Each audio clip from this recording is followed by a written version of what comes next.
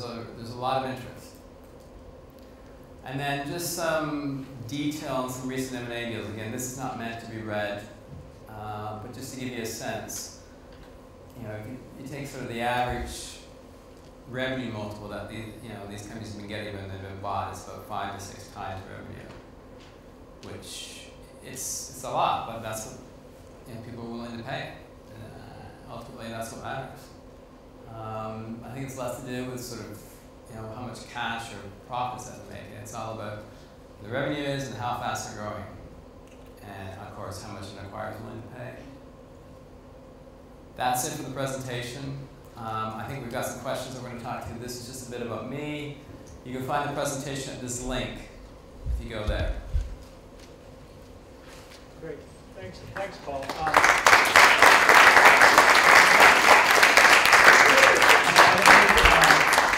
A lot of very good points, unusual points probably for the group. I got a couple of questions just quickly asking, and I'll throw it under the floor. The first thing is the amount of companies that are public in Asia, China, and Japan. That gives them a tremendous amount of cash to go out and make acquisitions. Does that give them an advantage over the Western companies that we see here to go shopping? I think it gives them an advantage more than just the cash, because the online game business, it's their core business. Not all the other big online companies, whether it's internet or just console game companies, necessarily understand the online game business. So how do you measure it? How do you do due diligence inside? They probably haven't done any partnerships with them, which a lot of the Asian companies have been looking to do is doing partnerships, doing investments. And in some cases they're moving at a much different speed. Does that mean conversely that Western companies might have to look at partners in China or elsewhere in Asia in order to get at those markets? Yeah, I would not advise any company from the West to go directly into a country in Asia and just set up shops trying to do business. I think that's a recipe for disaster. A good example of what has been done is EA investing in and doing a partnership with NeoWiz Games in Korea, which led to the development and successful launch of FIFA Online. That's been very successful in Asia. It wasn't so successful for them with their investment and partnership in the 9 in China, but then it's not going to work every time. But I mean, if you look at trying to go into China, I mean, you got to get a license, you got to deal with all the political changes that can happen, which can change on a daily basis. And then just the cultural differences. It's much easier to go through a partner. One other question. You had a chart on venture investing, and the trend for 2010 looks like possibly $900 million to be invested in online games, second only really to just 2008. We had a company here in the UK, Real Time Worlds, unfortunately hit administration after raising $100 million. What do you think about fundraising for box development companies? Is there a forecast of how well that's going to be, how easy that's going to be? What do you see?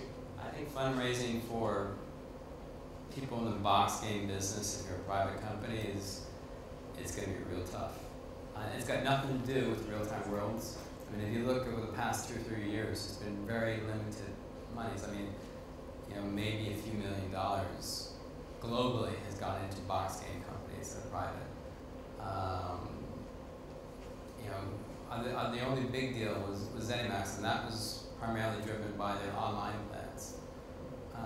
But if you're just a pure box game business, I'd be looking to get an online and mobile in a very fast way. Well, I know Paul's got to run, but I want to just throw the floor open for some questions. Way up in the back. We got the link again. Yeah. Yeah, it's just bit.ly/P Haydon. Or just Google Vista Partners and it'll be on there. Sure, go ahead. Nicholas from GamesBrief. We saw BigPoint go out and try to sell for a large amount of money a browser-based European game. It totally failed, and yet shortly thereafter Playdom, a Facebook MySpace game, sold for 2 or 3 times what BigPoint was looking for. Do you think that investors are enthralled to Facebook versus browsers? And do you think that's a sensible kind of focus? Well, I think you should really look at why, well, two comments to that. First one is you don't know that the Bitcoin process has failed yet. It's obviously very confidential, and who knows what's going on. I don't. But there's been press that they hired an investment bank. Yeah. But you don't actually know that it's failed. There could be ongoing discussions. I think why did the Playdom deal get done sooner than Bitcoin, let's say, is that it's a US-based business, most of the revenue is coming from the US, whereas Bitcoin is a German-based business, most of the revenue is coming from Europe. They're looking to build up in the US, but I think that's sort of the key reasons for that is it's much easier for an American company to acquire an American company with American revenues. I think that's part of it, but I know Bitcoin's looking to change that, and that's why Heiko is in San Francisco now building out his U.S. office. We have another question back in the corner there. Hi there. One of the things we saw on the... Sorry, I'm over here. Sorry.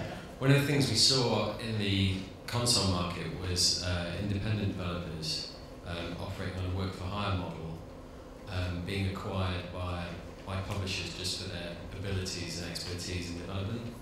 Do you think there's much of an opportunity in this space to be a work-for-hire online game developer to be acquired? Absolutely. I know some big companies that have been doing, some of the big publishers, both online and console, have been doing deals with people for those specific reasons. Mm-hmm. So I'd say, in fact, it's probably a more sustainable business just because of the ongoing work that's required. You can't just launch a game. We're going to keep providing more content for it. Yeah, what I kind of mean is a lot of those companies that we've seen historically that have been bought recently, they have created a game IP themselves and they've been bought really for their IP. What I mean is more, like for example, a work-for-hire social game developer who's creating just on development contract on a work-for-hire cut, a profit cut. Do you think there's any margin, any opportunities for acquisition there?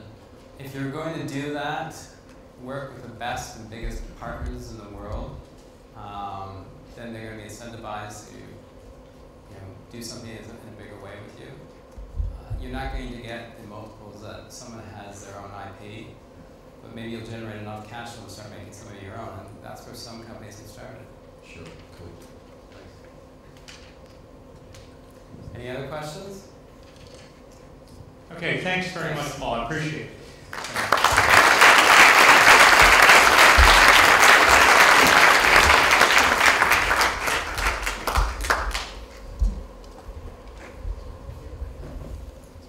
Our next panelist is going to be Igor Bushenyak. My echoing a little bit. Igor, thanks very much.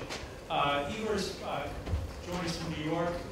He's founder and CEO of Line Sky, which is an independent development shop for mobile apps, specifically on the Android and Apple platform. One of the things that we ought to pay attention to, you heard mentioned earlier, was Doodle Jump, which has been downloaded 30 million times for approximately 99 cents or 60p each. And it's one of 30 titles that Igor and his brother Marco have developed, just the two of them, out of their studio. So Igor's going to give us a little bit of idea of what Line Sky is about and the whole process of developing for the mobile platforms.